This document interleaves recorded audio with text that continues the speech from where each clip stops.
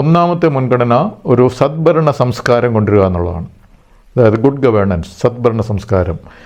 ഈ കേരളത്തിലെ കോർപ്പറേഷനുകൾ നോക്കിയാലും പഞ്ചായത്തുകൾ നോക്കിയാലും ഇത്രയും കാലം പ്രധാനമായിട്ടും ഭരിച്ചുകൊണ്ടിരിക്കുന്നത് LDFും UDFും നേതൃത്വം നൽകുന്ന രാഷ്ട്രീയ പാർട്ടികളാണ്.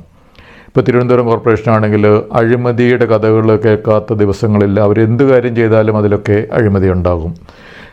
വേസ്റ്റ് മാനേജ്മെൻറ്റിൽ അഴിമതി, അതുപോലെ കുടിവെള്ള പദ്ധതിയാണെങ്കിൽ അഴിമതി, സ്ട്രീറ്റ് ലൈറ്റ് ഇടുന്നതിൻ്റെ ലൈറ്റ് മാറ്റുന്നതിൻ്റെ പരിപാടിയാണല്ലോ അതിലും അഴിമതി, റോഡ് പണിയിൽ അഴിമതി, പാലം പണിയിൽ അഴിമതി, എല്ലാത്തിലും അഴിമതി. ഏത് പദ്ധതിയിലും അഴിമതി നിറഞ്ഞ ഒരു ഭരണമാണ് ഇപ്പോൾ നടന്നുകൊണ്ടിരിക്കുന്നത്. അപ്പോൾ സദ്ഭരണ തത്വങ്ങളിൽ സുതാര്യത, അഴിമതിരഹിത ഭരണം എന്നുള്ളതൊരു പ്രധാന കാര്യമാണ്. അപ്പോൾ കേരളത്തിലെ ജനങ്ങൾക്ക് തീർച്ചയായിട്ടും സദ്ഭരണം കിട്ടണം. അഴിമതി ഇല്ലാത്തൊരു ഭരണമാണ് ജനങ്ങൾ ആഗ്രഹിക്കുന്നത്. BJP തീർച്ചയായിട്ടും അതിനാണ് ലക്ഷ്യം വെക്കുന്നത്. അതുപോലെ സദ്ഭരണത്തിലെ വേറൊരു കാര്യമാണ് ഉത്തരവാദിത്വ ബോധം.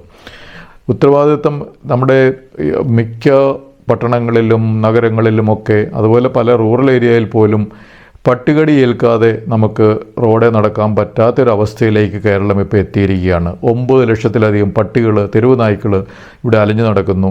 അതിന് എത്ര എണ്ണത്തിന് പേ ഉണ്ടോ ഇല്ല എന്നൊന്നും ആർക്കും അറിഞ്ഞുകൂടാ.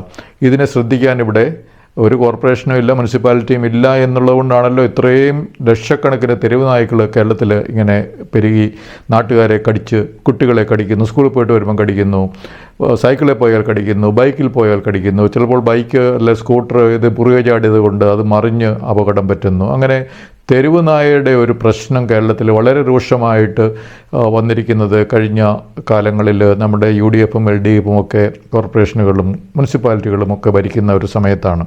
അപ്പോൾ തീർച്ചയായിട്ടും അതിൻ്റെ ഒരു ഉത്തരവാദിത്വം ഇവിടുത്തെ ഭരണ സംവിധാനങ്ങൾക്കുണ്ട്, പ്രാദേശിക ഭരണ സംവിധാനങ്ങൾക്കുണ്ട്.